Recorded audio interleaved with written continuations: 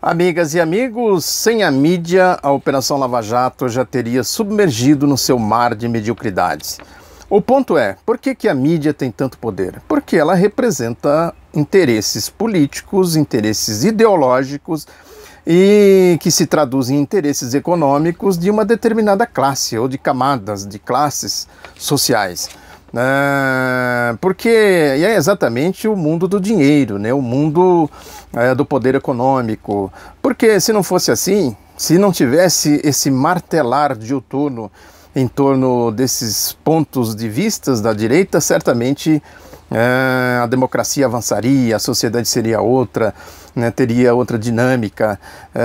Enfim, como eles têm o poder econômico, o papel deles é exatamente esse. Ou seja, eles querem substituir a representatividade democrática, a representatividade política, por outros mecanismos, outros meios de poder.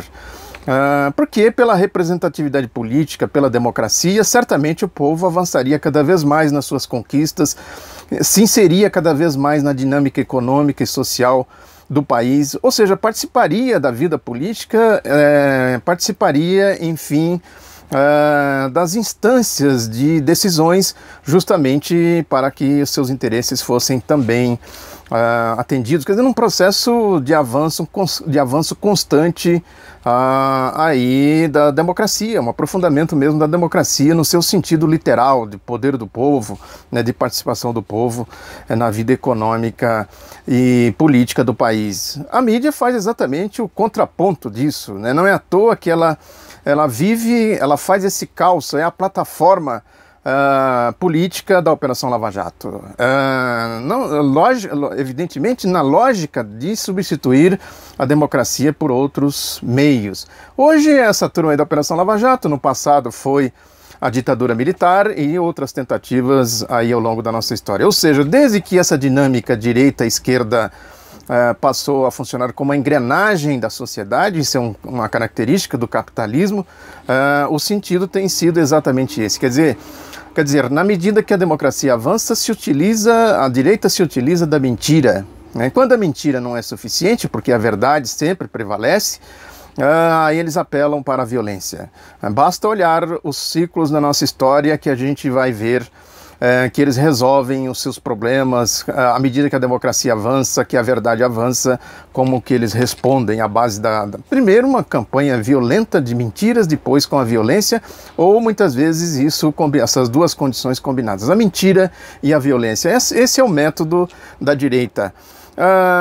Agora a gente está vendo aí claramente isso, essa história, toda a cortina de fumaça que eles levantaram aí com a Operação Lava Jato, primeiro com o Mensalão, agora com a Operação Lava Jato, né, tudo à base da mídia. A base de tudo isso chama-se mídia.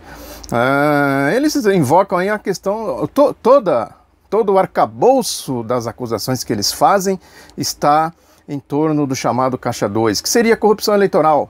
Agora a questão é de quem é a tecnologia do Caixa 2? Quem inventou a corrupção eleitoral? De onde ela vem? Ou seja, se fosse realmente para combater a corrupção eleitoral, a coisa teria de ter claramente outro tratamento, não essa pantomima de Mensalão e de Operação Lava Jato, que tem sentido claramente de perseguição política. Ou seja, é um subterfúgio, é uma malandragem. Claramente isso, é só parar, pensar e raciocinar que se chega a esta conclusão.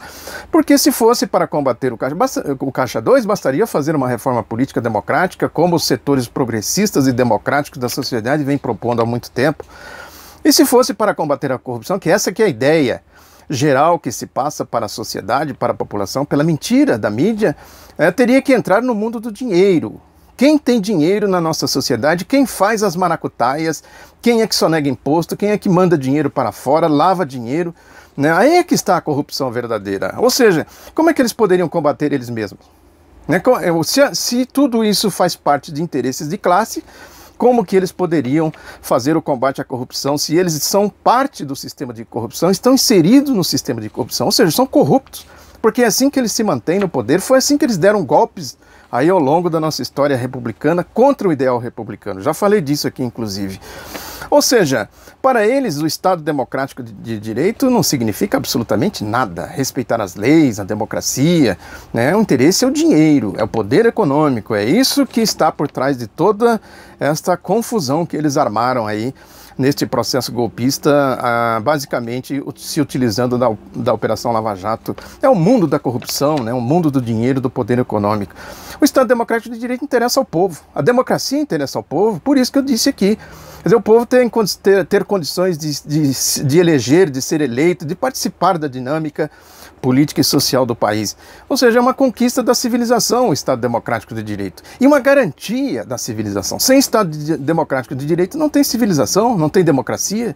E a democracia não interessa à direita, né, por toda essa linha de raciocínio que eu fiz aqui brevemente, passando aqui por alguns pontos.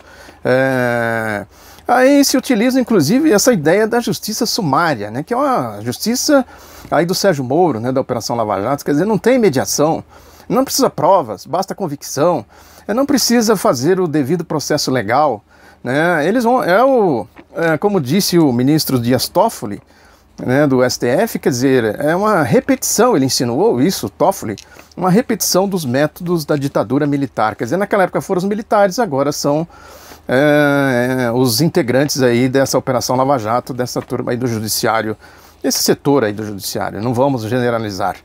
Aí vem com essa história, por exemplo, de que o Lula é o chefe do mensalão, né? O Deltan Dallagnol falou isso claramente naquele show circense que ele fez quando ele apresentou as acusações ao Lula. Aí se utilizou do termo general da corrupção. O Moro já tinha falado anteriormente que o Lula era o arquiteto do esquema da Petrobras.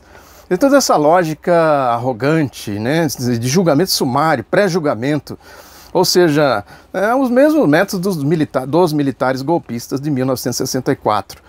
A questão é que, no caso do mensalão, disseram que era o José Dirceu. Agora não é mais o José Dirceu, agora é o Lula, né, pela lógica deles. Quer dizer, naquela época, a Procuradoria-Geral da República apresentou o Dirceu, na lógica do domínio de fato, como chefe, sendo que não há uma única assinatura do Dirceu em todo o processo da ação penal 470, mas, no entanto, como ele era o chefe, é o domínio do fato. Ele teria que dominar o fato e, como tal, ele foi condenado. Agora é o Lula. Não é mais o Dirceu, agora é o Lula, porque o Dirceu tem um chefe que seria o Lula. Ou seja, é uma desfaçatez, né? Cada uma que a gente tem que engolir, que parece duas, né? Aí, segundo como se diz no popular. A decisão foi acatada pelos ministros que fizeram o julgamento da teoria do domínio do fato do Dirceu. Quer dizer, agora eles estão, inclusive, contra a decisão do STF que fez aquela condenação absurda. Eles querem ir além, inventar um novo chefe, o chefe do chefe. Ou seja, realmente não dá para falar desse assunto sem uma boa dose de indignação. E é isso, né? Porque aí vem com essa história que política corrupta, a campanha da corrupção, que político rouba, que política é ladrão, vem exatamente desse sentido que se dá aí para a luta de classes, né? A luta política. Aí o Sérgio Moro, por exemplo, dizer que o Sérgio Moro combate a corrupção, tem um vídeo aqui que eu botei aqui para vocês verem, que alguns casos que eu pesquisei sobre ele, vale a pena dar uma olhadinha aqui, a começar pelo caso de Maringá, que é minha cidade, também a cidade do Sérgio Moro, né? Aquele caso escandaloso de desvio de 500 milhões de reais, que hoje, corrigido, dizem que passa de 1 bilhão. Né? Quer dizer, aí o Lula, aí a acusação do Lula são 3 milhões, segundo a pirotecnia aí do Deltan Dallagnol. Quer dizer, até nisso eles são de uma mediocridade impressionante. Mas esse é um discurso também antigo, né? Isso foi usado, é o moralismo seletivo, né? Foi usado por Hitler, pelos militares de 1964, eles são honestos, não roubam, né? Combate à corrupção. Esse discurso foi muito utilizado por essa gente, né? Quando a gente sabe que a corrupção verdadeira está exatamente na lógica do sistema que eles defendem. O que foi a ditadura militar aqui no Brasil? Um regime de latrocidas, ou seja, ladrões que matam para roubar. Foi isso que aconteceu. O Hitler também, a lógica do Sérgio Moro é a mesma coisa. Quer dizer, estou fazendo evidentemente uma analogia, né? Quer dizer, ele prende, e na lógica de que a corrupção tem que ser combatida com perseguição política quando todo o seu entorno está cercado de corruptos, de ladrões, né? A verdadeira corrupção está totalmente no seu entorno.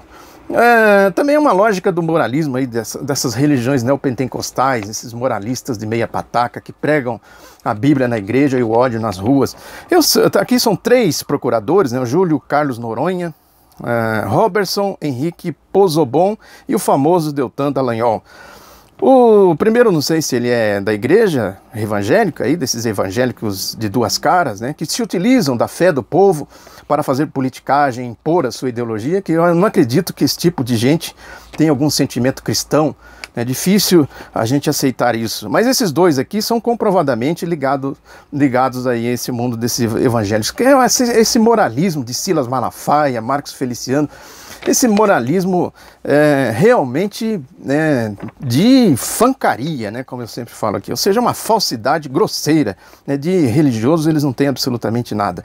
É só a gente pegar aí questões lógicas, eles investigaram o que ao longo dessa história toda? Se os 3 estão lá para investigar, cadê o que eles investigaram? Vamos procurar, vamos aí na mídia, que é a gente deles, né, que é o conluio aí, né, vamos procurar e pesquisar para ver se a gente acha algum tipo de corrupção que eles investigaram. Se alguém achar e me apresentar, ganha um doce. Enfim, é um verdadeiro absurdo, né? Aí é o caso da gente lembrar aqui da obra clássica do Franz Kafka, né, O Processo, em que o personagem é processado sem se saber os motivos. Ou seja, a lógica deles é kafkaniana. A lógica, evidentemente, do que se vê, né, do que é de fato a lógica do poder econômico, do mundo do dinheiro, do mundo da corrupção. Eles são da corrupção, inclusive corrupção religiosa, hipócritas, fariseus, né, enganando o povo com as suas pregações cristãs, bíblicas, né, gente sem moral, né, os moralistas sem moral, são os famosos jornalistas sem moral. O Toffoli falou muito bem deles, disse que o judiciário não pode exagerar no seu ativismo, senão vai ter o mesmo desgaste dos militares. Se criminalizarem a política, passarem a achar que o sistema judicial vai moralizar a sociedade brasileira, batendo palmas para doidos dançarem, vamos cometer o mesmo erro que os militares cometeram em 1964 ao assumir o poder. Exatamente isso. Ou seja, se acham os deuses enviados pela providência, se acham, não, eles dizem, eu não acredito que eles acham, não, que eles são farisaicos hipócritas no fundo da questão.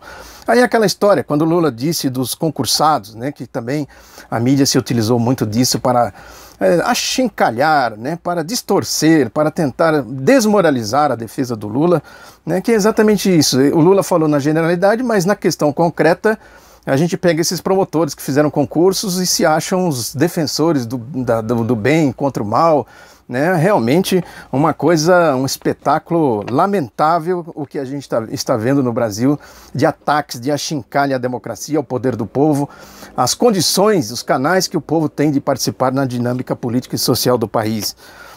E o Lula desmontou completamente eles quando ele falou das provas, né? Que disse que eu me entregaria a pé para ser preso. Ou seja, o Lula, como sempre, assertivo, vai na certeza, apresente provas. Cadê as provas? Né? Quer dizer, aí o Lula chamou eles para o desafio, para o embate, né? Quer dizer, apresente provas, quero ver se vocês são realmente gente séria ou são picaretas. Se apresentarem provas, são sérios. Como não tem prova, eles não vão apresentar nada, porque já ficou evidenciado ao longo de todo o processo que não há provas, só relatórios, discurseiras, convicções e papo furado, conversa fiada. O Lula já sai ganhando aí de 10-0 desse time de vários, desse time de perna de pau, que é o time da Operação Lava Jato, a turma da mídia. É isso, obrigado pela atenção, peço que você compartilhe, curta, se inscreva e até a próxima.